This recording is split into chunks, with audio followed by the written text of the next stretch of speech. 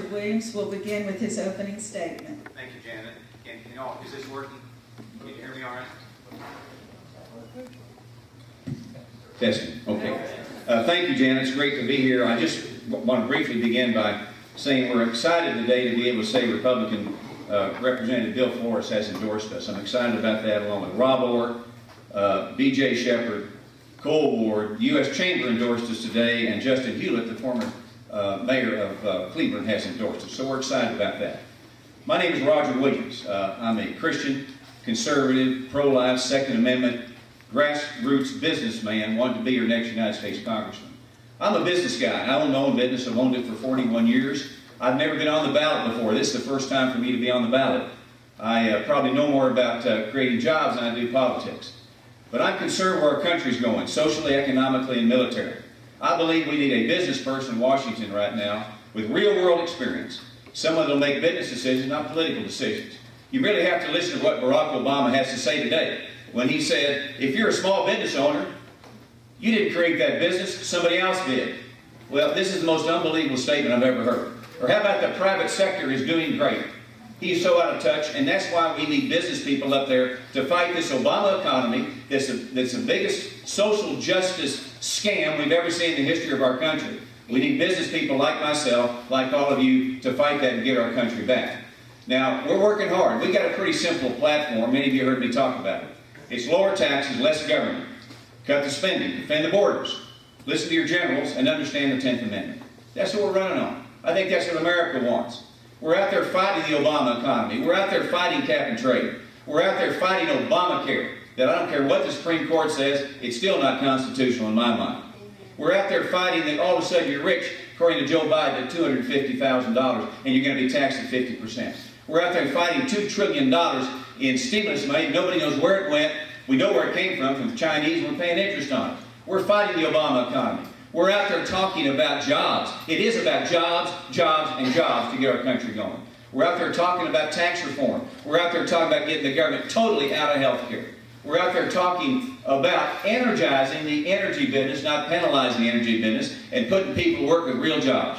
We're out there talking about strengthening the military. If there ever was a time for our military to be strong, it is right now. The United States of America is the only superpower in the world. We have to stay super or the world will implode. We've got a president apologizing to the world. We see what's happening. That's got to stop. And that's what the private sector can do. And then over here, we need the government to balance this budget. Balance this budget today and not tomorrow. $1.6 trillion in debt. And Paul Ryan's got a great plan. But the problem is it doesn't cut enough. We have to cut more than the $1.6 trillion, balance the budget, get America back on track. That's what we're talking about. That's what I do every single day, just like you all do. Remember, this government doesn't even have a budget. For 3 years, no budget.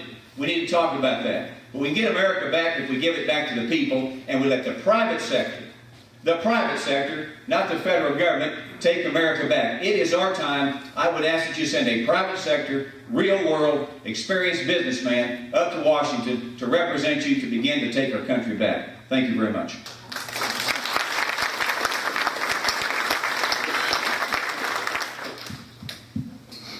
Good evening, everybody. I'm Wes Riddle, running for U.S. Congress in District 25. And the runoff election is July 31st, and early voting starts July 23rd. I want to thank each and every one of you who voted for me already. From the bottom of my heart, I thank you for the opportunity to be your representative. And if you'll put us over the top, then we'll be there for you. And we'll be reflective of Central Texas and North Central conservatism, and we'll put a voice in Washington that you can respect and be proud of, that's got integrity. I want to tell you about myself and first ask you all a question. Did anybody here vote for President Obama in 2008 to prove you're not a racist? Well, if you did, would you please vote for somebody else in 2012 to prove you're not an idiot? Folks, I've said that 100 times and I still get a kick out of it. And although we're supposed to be nice and we will be to each other, we can still beat up on President Obama. And let me tell you something. We understand that there's something very awry in this country. We understand that from a rural heartland perspective, small town America, our country is slipping away. And if we want to do something about it, then we need to put a different kind of a voice in Washington, a different kind of a pattern altogether.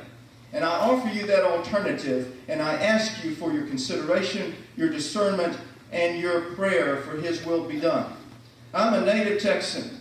I went to West Point from out of my high school in Houston, spent 4 years there, and was commissioned as an air defense officer in the United States Army. When I was in the Army, I served in combat. I went to the first Gulf War. My unit that I was commanding shot Scud missiles down in northern Saudi Arabia. I was also later an air defense advisor with the U.S. Embassy in Kuwait, and I was there on 9/11. During the course of my military career, I was able to go back to Oxford University. The Army sent me there to get an advanced degree, and then took me back to West Point, where I taught the advanced sections of American history. I taught American political tradition and the Constitution, the Founders' worldview. And I may not be Thomas Jefferson, but I know a lot of what he said. And he said the price of freedom is eternal vigilance. And it requires our people to be eternally vigilant and to look for statesmen as opposed to politicians. I'm also a small businessman. My wife and I have had 4 small businesses in Central Texas, and I do not doubt the importance of business. But I would suggest to you that our fiscal crisis and the fiscal cliff that we face has something else that lay behind it, and it is a constitutional crisis. A failure to govern constitutionally, to live according to limited constitutional government.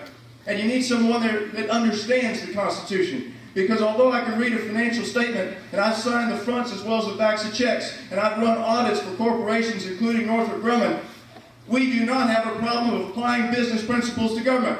We have a problem of applying constitutional principles to government. Folks, we have 3 co-equal branches of government and not a 4th one known as bureaucracy. We have a president and not a king.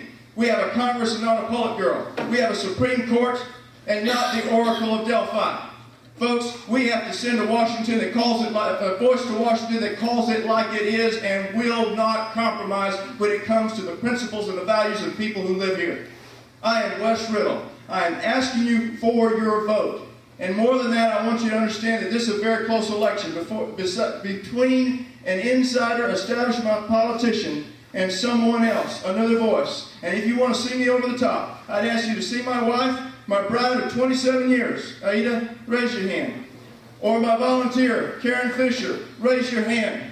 And if you will get involved and block walk and phone call and do the other things required, we can take this country back.